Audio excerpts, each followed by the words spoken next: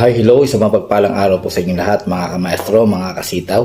Sa araw pong na ito ay i-guide ko po kayo, kalimitan sa ating mga nagsisimula o mga bagong sellers sa sitaw o kahit medyo matagal na ay nagkakaroon tayo ng issue when it comes to funding po ng ating pong mga negosyo o tindahan or shop sa ating pong e-commerce dropshipping kay sitaw. So ngayon po ay bibigyan ko kayo ng mga technique kung paano po natin maipapasa ang PR. At ang isa sa mga technique na ito ay yung pagre-request po natin ng request for shop less exposure. So ginagawa po natin ito kapag overflooded po or overwhelming or dagsa ang dumadating po na orders sa ating pong mga shop po or store sa online po na e-commerce dropshipping nga po na tinatawag ni Sitaw. Kasi nga our shop is catering more than 25 regions or countries, kaya po hindi natin may iwasan na hindi dagsain